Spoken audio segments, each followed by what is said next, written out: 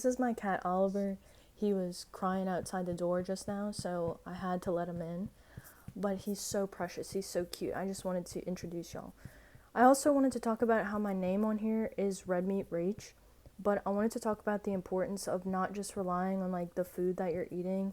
Like Dr. Sean Baker talks about this, but strength training, resistance training is just as important as what we're eating for our food. Like especially when you think about like the lymphatic system, and the lymphatic system, like it has no pump, so it relies on like our muscles to pump and move this fluid through our body. And our lymphatic system is like our immune system, and it's always needing to be pushed forward to like cleanse everything out.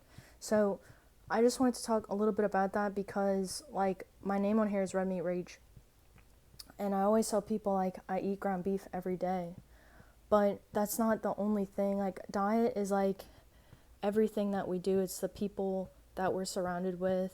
It's, it's our relationship to the light cycle, like the sunlight. Like sunlight, I have cataracts in my eyes. I was born with cataracts, me and my sister. And I studied this book, this scientist, it's like ocular motor something or other, can't remember, ocular motor metabolism. But he's cracking me up right now. But this guy, he took he took blind individuals and individuals with cataracts, and he found that because they had blockages of light coming into the pupil area, their glucose metabolism was a lot lower. So I make it a point, because I was born with cataracts, and I know that even if I go out in the sunlight, like I'm getting a lot less light than other individuals who don't have cataracts in their eyes. So I really try to make it a point to go outside early. And like when I was at my worst time frame, this is also like circadian rhythm biology. So at my worst, when I was like very insulin resistant, I was on the anti-anxiety and acne medications, I my circadian rhythm was like flip-flop. So I just like I wanted to stay up all night. I wanted to eat late, stay up all night, and then sleep during the day. So, I think with any disease state, like you'll see that is the circadian rhythm flip-flops. And even like as we age, you'll know it. Like if you talk to older people, which I love talking to older people, like they'll tell you they get up into the night to pee all the time. And like they he's so funny. They sleep a lot less. So like as we get older, like protein and strength training, like all these things, they become so much more important because it's like our weaknesses are exposed. And whenever I think about this, I always think about like pregnancy nutrition, and how when we go through pregnancy, like it's a very stressful time in a woman's life, and the nutritional demands like skyrocket. And there are things that the baby needs to grow, but there's also things that the mother needs in order to have a safe pregnancy. So I like looking at that, kind of those really drastic pieces that kind of highlight everything. So pregnancy nutrition, and then also, oh my gosh, Oliver, don't rub up against that. Sorry, baby. Pregnancy nutrition and the aging process. It like I said, it highlights our weaknesses, and that's what I like about the strength training too, is that like when you go under the weight, you have to have this conversation with yourself.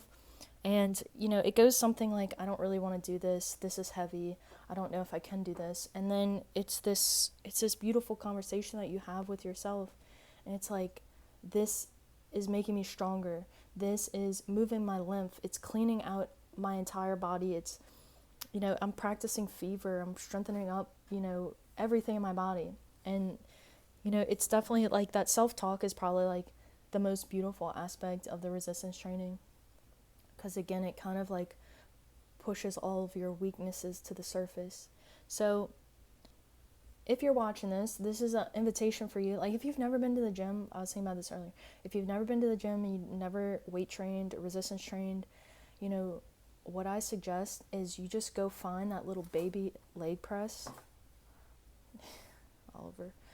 You just go find that baby leg press and just go put it on like 60 pounds. I don't know. Something just like, you think about how much you weigh and then put it at like 30% of that. or, you know, see what it feels like at 50% of that, and just push the weight and just feel what it feels like. And if that's all you do and you just walk on the treadmill for a little bit, you know, you pick one exercise that it's like, okay, I'm gonna get really comfortable with doing this, and I'm gonna go and I'm gonna do that.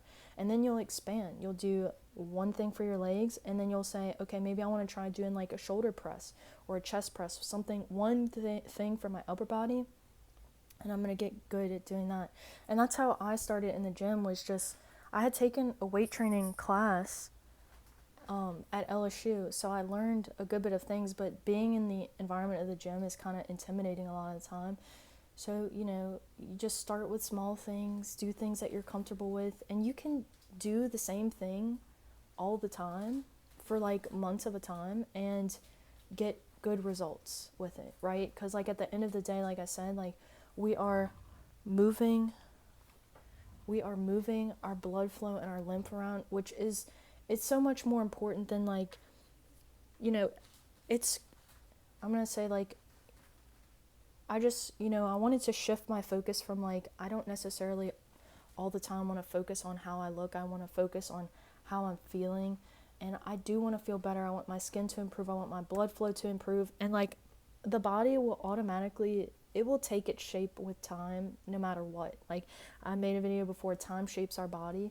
Every day we wake up, like our habits are shaping our body. What the sun exposure is, what we eat, like the relationships that we have, time is always just shaping our body. So if you're going and you're moving your blood flow around, and you are doing, you know, you're doing things that you don't necessarily want to do, like your body will change, you know, because you're doing something different than you did before. So even if you, again, like I said, even if you are just on a maintenance phase where you go and do the same thing for a few months at a time, like that is still better than doing nothing. So